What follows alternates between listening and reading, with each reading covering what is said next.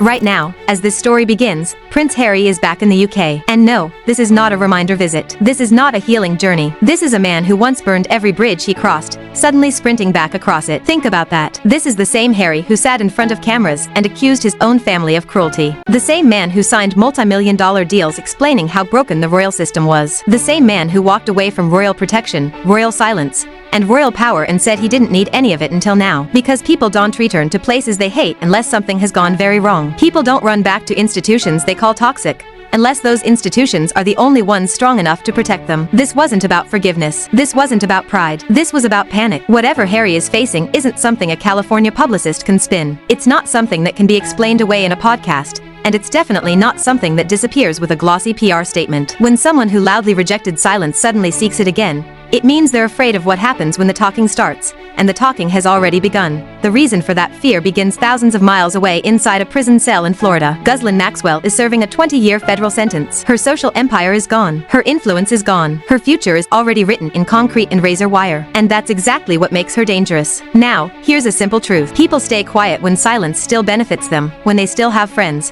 when they still have leverage, when they still have hope. Maxwell has none of that. According to the narrative behind this story, she has started talking not in whispers, not in vague hints, but in names. Real names. People who moved through the same elite room she once controlled alongside Jeffrey Epstein. And when someone like that decides to speak, the fallout doesn't begin on social media. It begins in private phone calls, emergency meetings, flights booked quietly, decisions made fast. Because testimony doesn't care about reputations. It doesn't care about fairy tales. And once words are spoken behind closed doors, they don't stay there for long. Somewhere in those conversations, one name allegedly caused a ripple strong enough to reach all the way to Montecito. And that's when this stopped being a gossip problem and became a survival problem. To understand why those names matter, you have to understand how Jeffrey Epstein's world actually worked. Epstein wasn't just rich, and Maxwell wasn't just a socialite. She was a gatekeeper. She understood who belonged in which room, who got access, and who stayed invisible. She knew where powerful men relaxed, how they moved, and who was placed near them. This wasn't red carpet Hollywood. This was quiet power, private rooms. No cameras, no recordings, no paper trails. And that's why proximity matters. Not because everyone in those rooms committed crimes,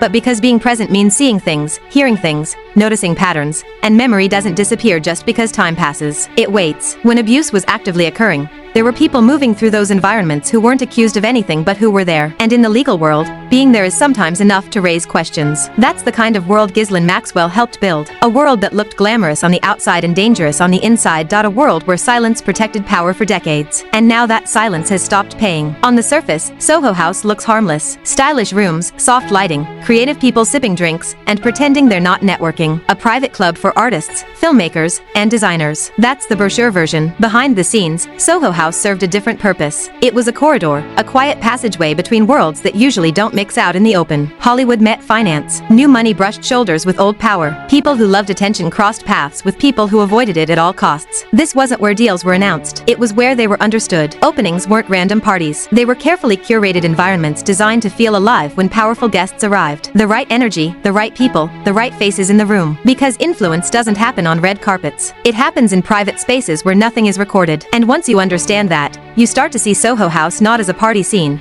but as infrastructure, a place where access was shaped quietly and where being presented meant being famous, it meant being useful. That corridor matters because once worlds start overlapping, they don't always stay separate. Before palace balconies and royal headlines, there was Meghan Markle moving through that corridor. According to the narrative, she was flown internationally for Soho House openings, including a notable one in Istanbul in 2015. She wasn't the star of the event. She wasn't the headline draw. She played a quieter role, what insiders call social filler. Now, that sounds insulting, but it's not. Social filler is functional. It's someone who fills seats, smooths conversations, and makes a room feel lively before the real power arrives. It's a role that doesn't come with spotlight, but it comes with access. What caught attention wasn't her presence. It was the lifestyle attached to it. International flights, luxury accommodations, constant movement, not once or twice, but consistently. And here's where the math quietly stopped adding up. At the time, she was a supporting actress on a cable television show. Comfortable, sure. Jet-setting elite lifestyle. Comfortable? Not usually. No one accused her of anything. That would have been inappropriate in those circles. Instead, people did something much quieter. They noticed. Here's the thing about memory. It doesn't demand answers right away. Back then, colleagues didn't gossip. They didn't whisper. They didn't confront. They simply remembered. Because when something doesn't quite make sense, the brain doesn't panic. It waits. And memory is patient. Years later, when that same woman is standing beside a prince wearing a title, waving from palace balconies, memory suddenly gets context. And with context, old observations don't disappear. They reframe themselves. This is where the story shifts. Because once royalty enters the picture, the past doesn't get erased. It gets managed. And people who once stayed silent start replaying rooms they were in, trips they heard about, connections they didn't question at the time. Not out of jealousy, not out of malice, out of logic. This wasn't about rumors being invented later. This was about quiet details waiting for the right moment to matter. And once that moment arrived, the questions didn't need to be spoken out loud to feel heavy. Because now those memories weren't just interesting, they were relevant. At this point, it would be easy to pretend this story is unique. It's not. Royal families have dealt with inconvenient past before. And they don't do it by pretending those pasts never existed. They do it by managing them quietly. Take Princess Sophia. Before marrying into Swedish royalty, she had a documented history in glamour modeling and elite party circuits with alleged proximity to Epstein-linked environments as early as 2005. Once she became royal, that past didn't disappear. It stopped being discussed. Then there's Mette Marie of Norway, who publicly apologized in 2019 for maintaining a friendship with Jeffrey Epstein,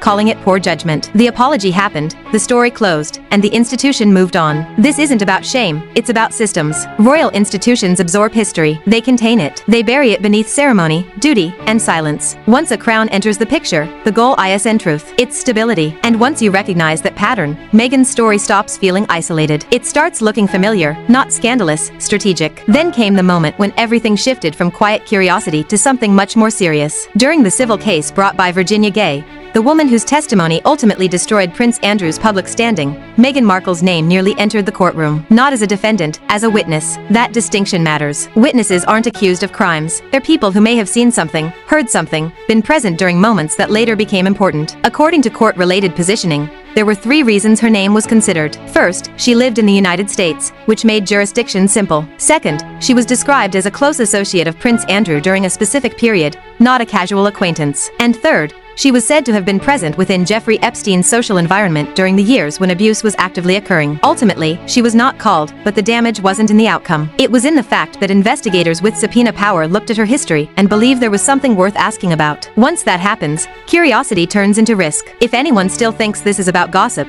they only need to look at Prince Andrew. Andrew didn't lose his standing because of tabloids. He lost it because of testimony, because of sworn statements, because once questions were asked under oath, the fairy tale collapsed instantly. That's how scandals actually end. Not with headlines, but with records. Andrew became the example royal families study when things go wrong. The proof that silence can protect you for years until it can't. And once the legal process begins, there is no PR strategy powerful enough to put the genie back in the bottle. That's the precedent Harry understands very well because once testimony sta.